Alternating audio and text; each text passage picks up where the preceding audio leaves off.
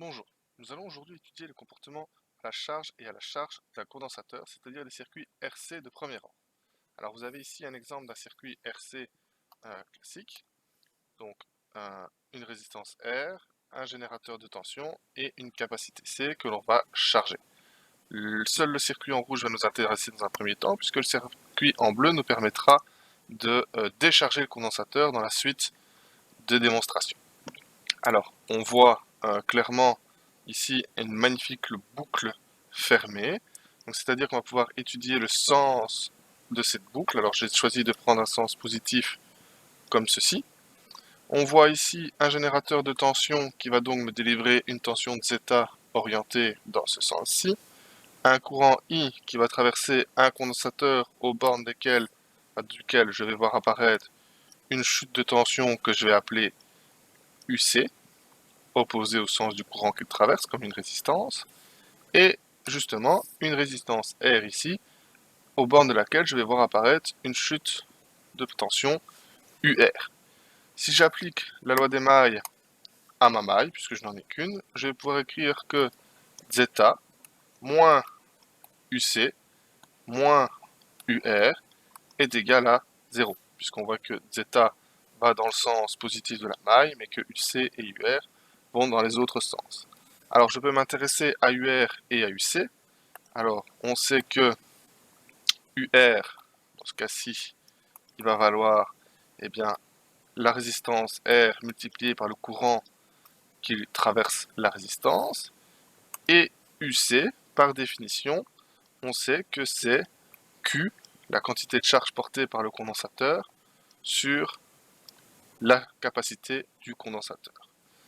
Alors si je remets ça un peu dans l'ordre et que je réinjecte ça, je vais avoir donc que zeta, c'est égal à UC plus UR, ou encore UC qui vaut Q sur C, plus UR qui vaut R fois I.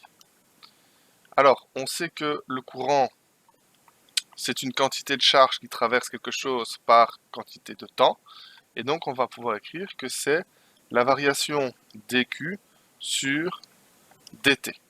Et on va considérer cette variation comme étant positive, puisque le condensateur est initialement déchargé, et que sa valeur va augmenter au fur et à mesure du temps. Je vais donc réécrire I ici en fonction de dQ et de dt. Je vais faire un peu de place également.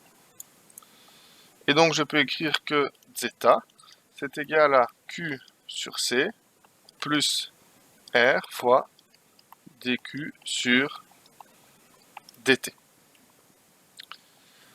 Alors je vais multiplier par C partout. Donc je vais multiplier ici par C et ici par C, de façon à pouvoir faire disparaître les deux C qui sont là. Et donc je vais pouvoir écrire ici C zeta qui est égal à Q plus RC fois dQ sur dt. Alors on va réarranger un petit peu tout ça, on va refaire passer le Q de l'autre côté. Je vais donc avoir ici C zeta moins Q qui est égal à RC fois dQ sur dt. Et là, on fait apparaître une équation différentielle assez simple. On va la remettre à nouveau correctement en forme pour pouvoir ensuite la résoudre. Alors ici, je vois que j'ai un terme qui dépend de Q. Ici, la constante de dérivation dQ. Ici, la constante de dérivation dt. Et ici, un terme qui ne dépend pas de Q. Eh bien, je vais justement remettre tout ça en ordre pour arriver à une équation propre. Je vais faire passer RC de l'autre côté du égal ici, dt de l'autre côté du égal ici, et C zeta moins Q va basculer ici en dessous. Et je vais arriver à une équation intermédiaire qui dit que dt sur RC est égal à dQ sur C zeta moins Q. On a donc maintenant séparé les variables, et on va donc pouvoir résoudre cette équation différentielle Alors, on va la résoudre assez simplement, en prenant l'intégrale de ce côté-ci et en faisant l'intégrale de l'autre côté. Alors, je vais m'intéresser eh bien, à ce premier terme ici, intégrale de dt sur RC.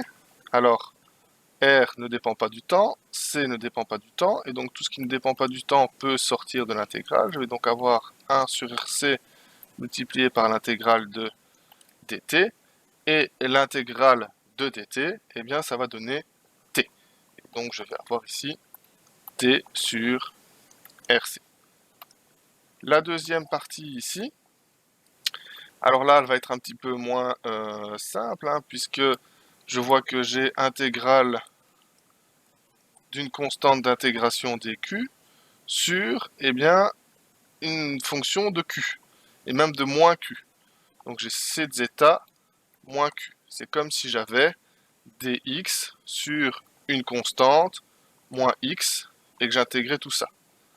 Alors, bien justement, hein, l'intégrale de 1 sur x, puisque finalement on en revient à ça, hein, on a ici intégrale de 1 sur x dx, et bien l'intégrale de 1 sur x dx, on sait que ça vaut ln de x. Alors ici, je n'ai pas x, mais j'ai une constante moins x, donc ça veut dire que je vais avoir moins, de par le moins de ce moins x ici, ln de cette constante moins x. Et donc si je transpose ça à mon intégrale de dq sur c de zeta moins q, je vais donc pouvoir dire que cette valeur, hein, c'est moins ln de c de zeta moins q. Je vais réinjecter tout ça dans l'équation qui est là, et je vais donc arriver à une équation du type t sur rc est égal à moins ln de c de zeta moins q, attention, plus une constante que je vais appeler k, puisque quand on intègre, c'est toujours ln de x ici, plus une constante. Alors, cette constante, je vais donner la valeur, je vais donner la lettre k, et on va maintenant s'y intéresser. Alors, comment est-ce qu'on va s'intéresser à cette constante k? On sait que lorsque le temps est égal à 0, donc ça veut dire avant que je commence à charger mon condensateur, la charge portée par celui-ci est égale à 0. Eh bien, on va remplacer T et Q dans l'équation et déterminer K. Donc, je vais avoir ici 0 sur RC est égal à moins ln de C de zeta moins 0 plus la constante K. Alors ça vaut 0. 0, ben c'est 0 forcément. Et donc, je vais pouvoir tirer que K est égal au ln de C de zeta. On va réinjecter ça dans la formule ici en rouge qu'on a trouvée. Alors, je réinjecte, je repars ici avec du noir. J'avais T sur RC, j'avais moins ln de C de zeta moins Q, et il me reste la constante qui vaut ln de C de zeta. Alors, je vais faire disparaître le moins qui est là, en multipliant ici par un moins. Donc, je vais enlever le plus ici, je vais mettre un moins, et je vais mettre un moins qui est là. J'ai simplement changé tous les signes. Pourquoi? Simplement pour un artifice de calcul, puisqu'ici, je vais avoir ln de A moins ln de B. Et on sait que ln de A moins ln de B, ça vaut ln de A sur B. Alors, je vais faire la transposition à cette valeur-là. Et je vais donc avoir ici, alors, je vais partir avec du noir, moins T sur RC est égal au ln de C de zeta moins Q sur C de zeta. Ça, c'est fantastique, puisque maintenant j'ai un ln simple d'un côté, et donc pour me débarrasser du ln qui est là, je vais simplement faire l'exponentielle à gauche et faire l'exponentielle à droite. Alors, je sais que l'exponentielle d'un ln de quelque chose, ça va valoir ce quelque chose.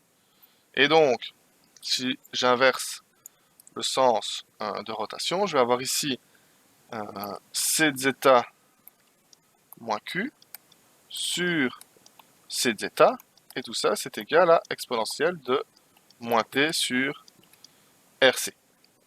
Alors, on va s'arrêter 2 minutes sur la grandeur ici, c'est zeta. C, c'est la capacité du condensateur. Et zeta, c'est la tension appliquée aux bornes du condensateur. Or, on sait que la tension U, c'est égal à Q sur C. Et donc, si je fais passer le C ici de l'autre côté du égal, je vais avoir que C multiplié par une tension est égal à une charge. Et donc, ce zeta, comme c'est la tension maximale apportée à mon condensateur, C étant sa capacité, C multiplié par zeta, c'est la grandeur qu'on va appeler QF, qui est la charge finale ou charge maximale du condensateur. Et donc, je vais ici écrire que QF moins Q sur QF est égal à l'exponentielle de moins T sur RC. Alors là, encore un petit peu de maths, hein. Enfin, c'est des maths assez gentilles, hein. Je vais avoir ici QF moins Q, qui est égal à QF multiplié par l'exponentielle de moins T sur RC.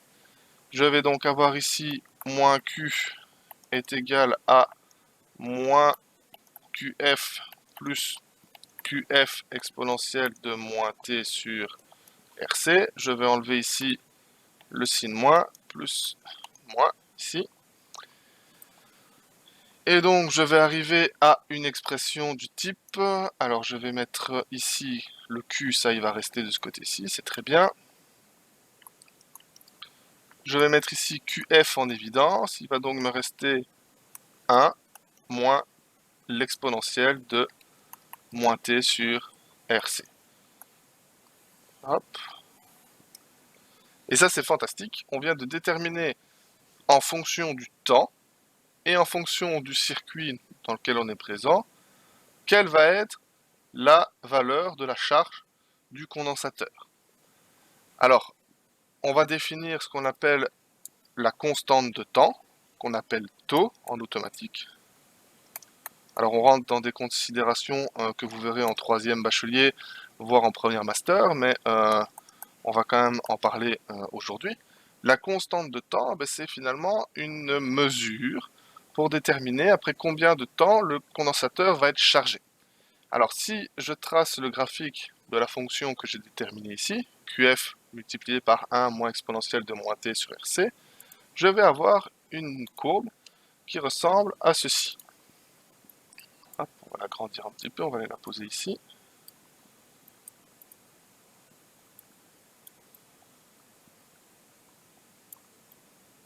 Voilà. On a ici le graphique, hein, tac, tac, tac, tac, comme ceci, de QF multiplié par 1 moins exponentielle de T sur RC, avec la valeur QF ici, C fois zeta, et ici on a représenté l'axe des X, non pas en RC, mais directement en période. Alors, on voit que si je remplace ici RC par 1 et T par 1 aussi, je vais obtenir la valeur QF multipliée par 1 moins exponentielle de moins 1, et ça va me donner, dans tous les cas, 0,63. Et donc, cette constante de temps permet de déterminer le temps requis pour charger le condensateur à 63%. On parle de la constante de temps à 63%. Alors, si une constante de temps est égale à 0,63% de la valeur finale, 63%, pardon, pas 0,63, eh bien, on peut le faire pour deux taux. Après deux taux, on obtiendra 86%. Après trois taux, on obtiendra 95%. Et on considérera le condensateur comme chargé après 4 taux, puisqu'il sera chargé à 0,98. Donc sa valeur, 0,98 fois sa valeur finale, c'est-à-dire à 98%. Alors, si on s'intéresse purement mathématiquement à cette valeur et à ce graphique, on voit qu'on tend vers la valeur maximale, mais qu'on ne l'obtiendra jamais. Alors en réalité, le condensateur sera bien chargé à fond, hein, ok, il faut être cohérent avec ça reste des maths. Alors, il y a un petit exemple dans les notes hein, où on peut voir en combien de temps un condensateur va se charger. Alors, dans les notes, on est parti d'un circuit RC alimenté, bon, on n'est pas obligé de l'alimenter en 12 volts, mais voilà, d'une résistance de 30 kΩ et un condensateur à charger qui vaut 0,2 microfarad. Alors, on peut calculer une constante de temps. On sait que 1 taux, c'est égal à R fois C, c'est-à-dire à 30 fois 10 exposant 3 multiplié par 0,2 fois 10 exposant moins 6. Et ça va me donner 6 millisecondes. Donc ça veut dire qu'en 6 millisecondes, le condensateur est chargé à 63%. Si on veut le considérer comme étant chargé, on va aller chercher 4 taux. Si un taux vaut 6 millisecondes, 4 taux vaudra 20 millisecondes. Donc on voit que c'est très court, hein. Le temps de charge est très très court, on est à peu près sur 1/40e de seconde, et donc ça charge très vite. Voilà, merci pour votre écoute. Alors je vous conseille de repasser la vidéo peut-être plusieurs fois en vous arrêtant sur les étapes clés de la démonstration. Comme c'est une vidéo, vous pouvez les revoir autant que vous voulez, donc c'est l'intérêt. Et si vous avez des questions, n'hésitez pas à revenir en commentaire ou par mail. Je vous remercie.